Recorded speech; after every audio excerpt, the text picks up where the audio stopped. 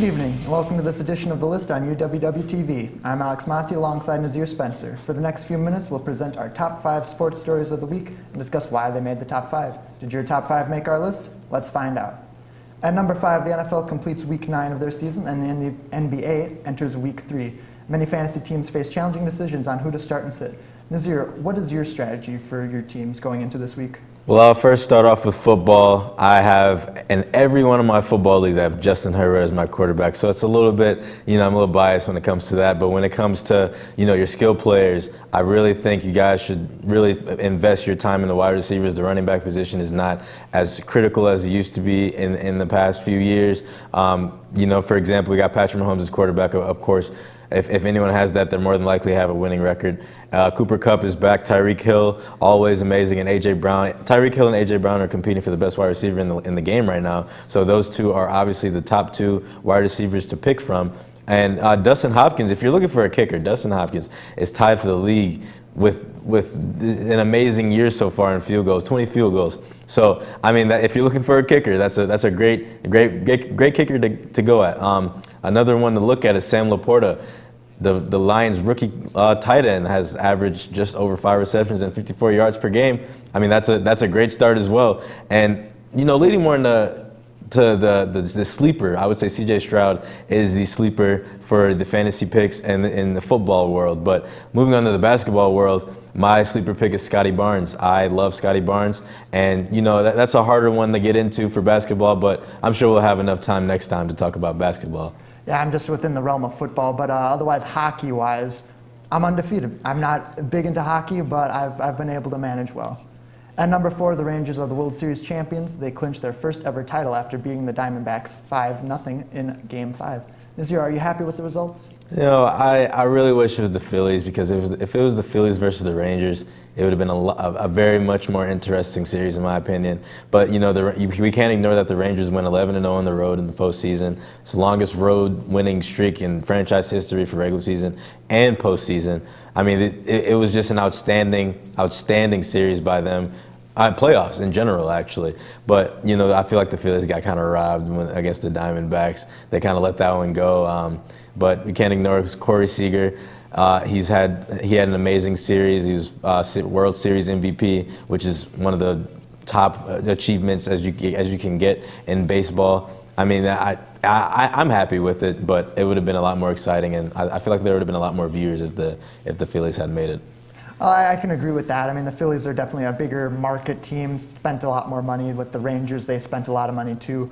Corey Seager definitely deserving of winning the MVP for the finals. He really did do so much to help them win in every game, so crucial throughout the entire playoffs. I know Garcia got a lot of hype, but he also got injured at the end. And it was just, in the end, it was really more so for Seager. And it's nice to see the Rangers finally win one. It's been so long. They've had a long franchise, but to finally get there first is always nice to see.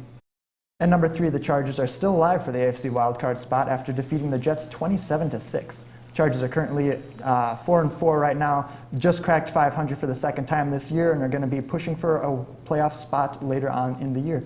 Nazir, do you think the Chargers are going to make it into the playoffs? I do, but we're going to be a very low 7th seed, and we're probably going to play the Ravens or maybe even the Chiefs first round, because the Chiefs and the Ravens are tied at 7-2. But before we get into that, let's talk about the game the other day. I was really impressed with the defense. Brandon Staley is a legacy game for him. It was probably the game to save his coaching career as a Charger. Austin Eckler scored 2 touchdowns. Keenan Allen made history with an amazing catch, amazing 360 catch.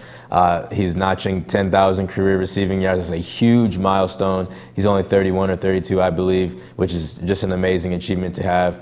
The Jets committed 3 turnovers due to 3 fumbles. 2 were from quarterback Zach Wilson, and that's because he was sacked about every other play, because our D-line was amazing, the triple header, and Tui, I'm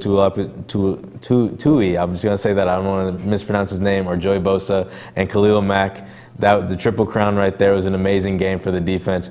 But for playoff sakes, it's going to be a tough one. I really don't want to blow another lead like last year against the Jaguars. The team I really want to play in the playoffs is the Bengals, because I feel like that's a team that we can beat. And Joe Burrow's never beat Justin Herbert.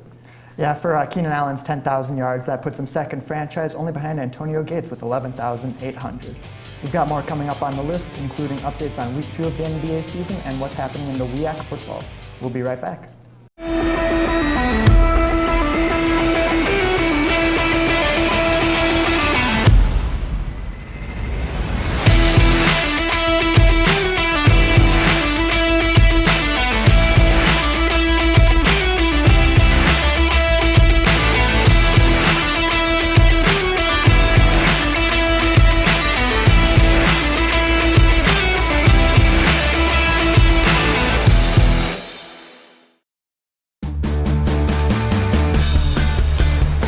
For Hawk Talk, especially on days I'm hosting, you really need to be up early looking at those news stories. Even the night before, I'm finding topics that I can incorporate in the show, and I feel like we get a conversation going.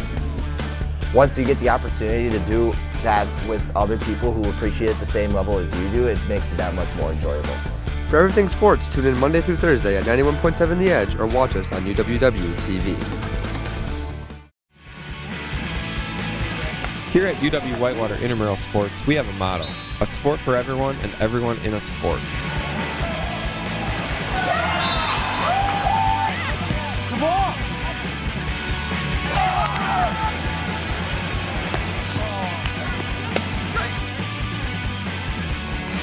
That's it anyways. Oh, she got that. Oh, they're going to count it. Had a blast. Always have fun at intramurals. Every day we strive to go above and beyond that goal by providing healthy exercise, promoting leisure education, and giving students that competitive atmosphere they are looking for. Yes! Yes!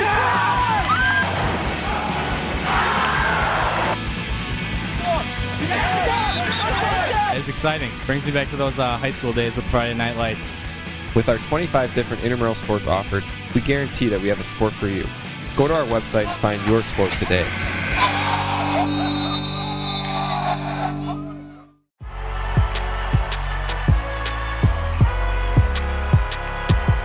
Number 32, Kyle Hornsby. Inside the 30. Touchdown. Michaela Burgess.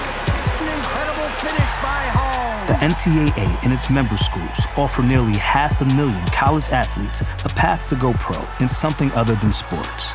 Learn more at ncaa.org. As an Army ROTC cadet at Whitewater, you have the opportunity to develop into a great leader while learning and applying the Army values to your everyday life. Within ROTC, you have the chance to travel overseas in the CULP program to train with other militaries, attend many elite Army schools such as Airborne and Combat Diver, and you have the opportunity to attend conferences and guest lectures by some of the Army's top-ranking officers. Our Warhawk cadets participate in many extracurricular activities, Division III sports, Greek life, intramural sports, among many other team building and community service events. Being a cadet at Whitewater is more than just being part of the Army. It's also about being active members in our community and coming together to form a family atmosphere. Anyone who wants to be a part of something bigger than themselves while developing themselves professionally should consider UW Whitewater ROTC. To sign up for UW Whitewater ROTC, go to the 4th floor of McCutcheon Hall to room 417.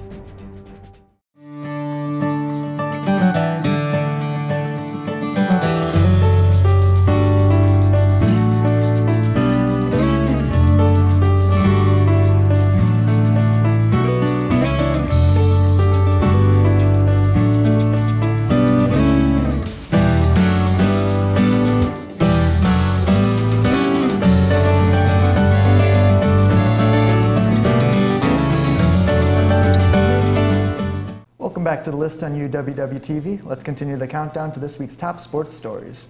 At number 2, after the second week of the NBA season, the Celtics are still ranked number 1 in the Eastern Conference, along with the Nuggets in the Western Conference. The inaugural in-season tournament started on Friday, November 3rd, and the Grizzlies got their first win against the Blazers. Nazira, what are your reactions to week 2 of the NBA season?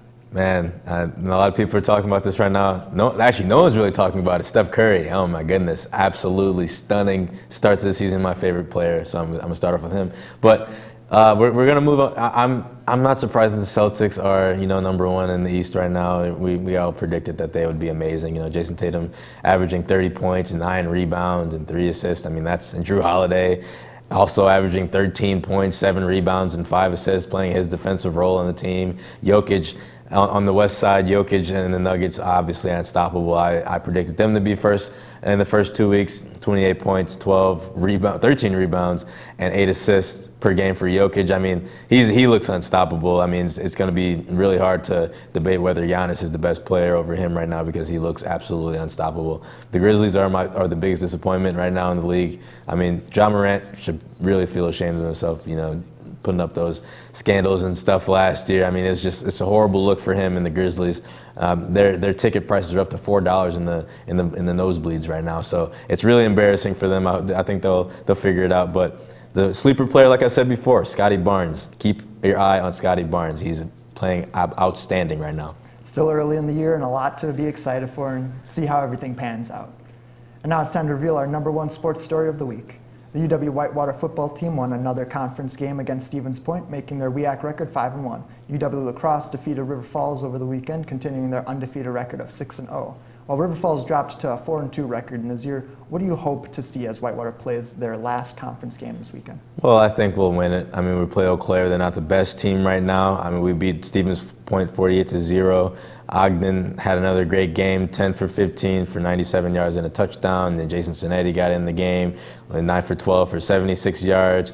And then, we had great 3 passes to lead to 10 Warhawks that unregistered at least 1 reception in the game. And I mean, I think we should be fine. I don't think the River Falls game matters anymore against Oshkosh this weekend since they lost to Lacrosse. I was really hoping that they would win that actually to make things a little bit more interesting since Lacrosse beat us. But then Lacrosse would have had 2 losses. But I mean, I think we pretty much proved ourselves to make playoffs this year. We faced 6 ranked teams in a row at the beginning of the year, and we only lost 1 of those barely. We only lost by 3 on a game-winning field goal. So I mean, I feel like we should have the edge over River Falls anyways. We beat them too, so I think we'll be fine. I think we'll win this Saturday, and it's every game ahead of us is just 1 game at a time at that point. It's really just kind of taking matters into your own hands and your destinies and fate. Like, you just got to win the games. And Eau Claire is very winnable, but don't take it for granted.